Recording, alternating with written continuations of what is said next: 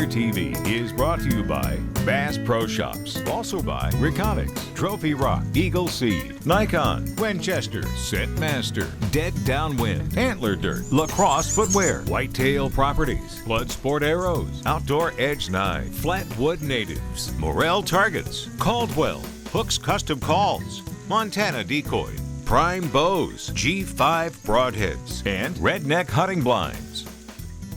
As spring green-up gets in full swing here in the Ozark Mountains, we took a little time this morning to check on the results of one of our best habitat management techniques. During past episodes, we've shared some different techniques for conducting prescribed fire.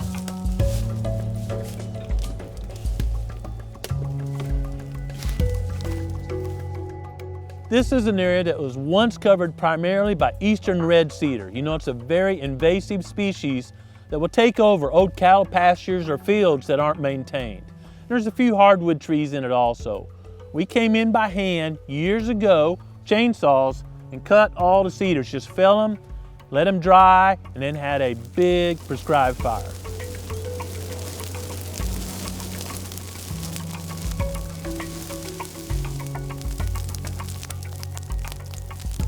Over the course of the years, a lot of hardwood saplings have come back in and colonized this area. Those hardwood saplings have got 3, 5, 10 feet tall, spread their crown, and shaded out to ground level. So last fall, during the growing season, August, September, we used prescribed fire in an effort to reduce or kill many of those hardwood saplings and cause herbaceous foliage to come back in. Here we are in the first week of April, and you can see it's literally a green carpet of dozens of different species of forbs and grasses. Many species are great deer and turkey food, and of course at this young stage they're very succulent, very attractive to wildlife, and very nutritious. Before we did the original treatment and removed those cedars, it looked just like the background. Solid cedars with a few hardwoods in there. And after we did the treatment, it made a great bedding and feeding area. That's a great use for this steep hill country.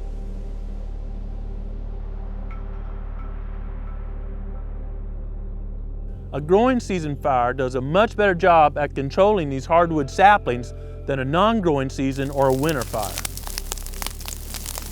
Just a little bit of heat around the base will actually girdle or kill that cambium layer, the circulatory system of the tree, and prevent it from moving all the nutrients that were up here in the leaves down to the root system. And what happens is the tree actually runs out of food during the winter.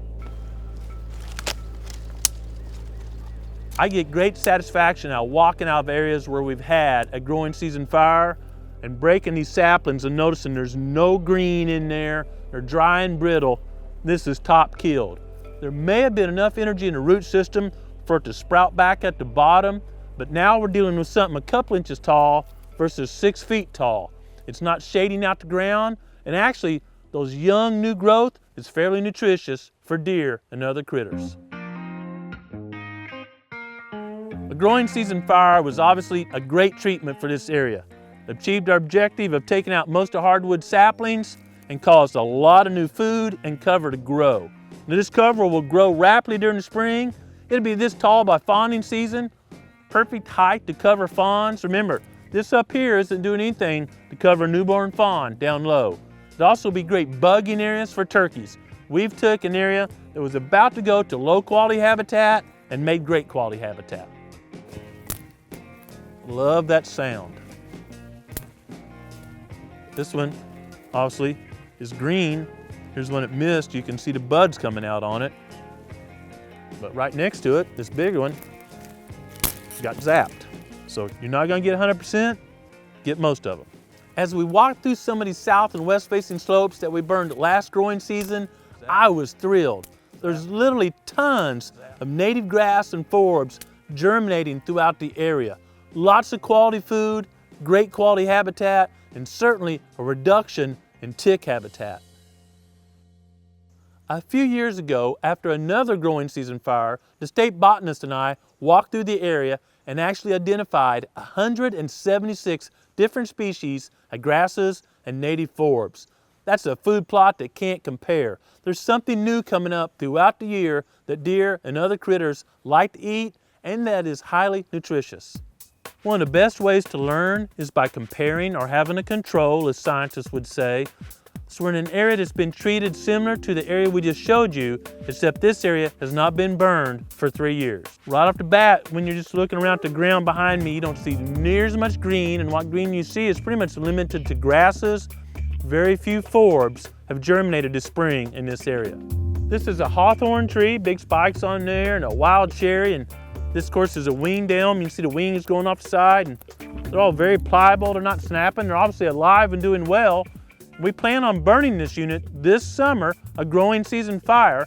If we'd have burned here in the winter, it wouldn't have got hot enough, and all the energy of these trees weren't up here, but down the root system, and we'd had a minor top kill on these hardwood saplings. The plan will be to wait till August, September, get a low humidity day. These grasses have grown up as their fine fuels to carry fire better, and we'll be able to have maybe 6 inches or a foot tall flame height come through here, do a good job of girdling some of these saplings, hopefully a high percentage, cleaning up all the dead grasses and leaf litter that's accumulated on the ground, expose that soil so new grasses and forbs can grow up, making ideal cover and food in this area. Depending on the amount of rainfall and other growing conditions, you want to burn bedding or sanctuary areas like this every 3 to 5 years with a growing season fire, or these hardwood saplings will get so large that you have to switch over to herbicide to control them. While we were checking out this sanctuary area, we come across a serviceberry tree. Notice these flowers are already formed and mature. Most trees haven't even leafed out or flowered out yet, and this one is dropping petals already.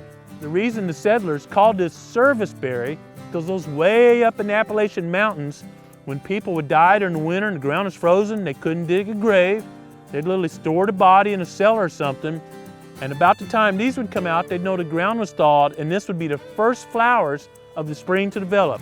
So they called them service because it was the first flowers they could have for a funeral service.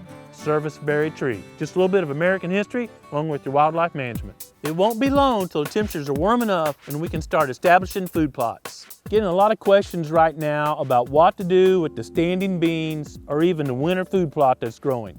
We simply spray over the top and prepare to plant our next crop. If we mow all these bean stalks down and they're laying like this, they actually block more of the herbicide from hitting the crop you need to kill than standing up and the sprayer passing right over and still hitting the crop. The most common herbicide used in food plot work is Roundup, or the generic version, glyphosate.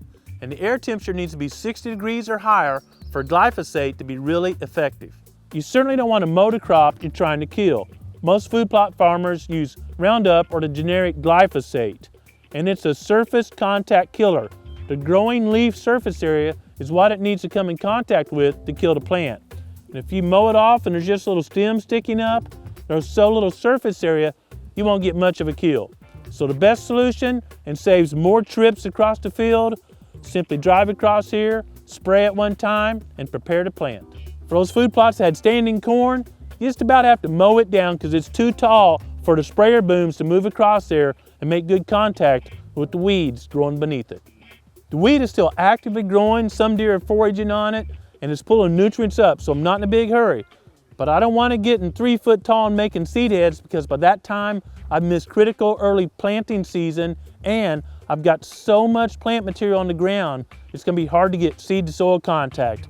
We'll probably spray another week or two. Once the air temperature is at least 60 degrees, soil dries out, be ready to spray and start again.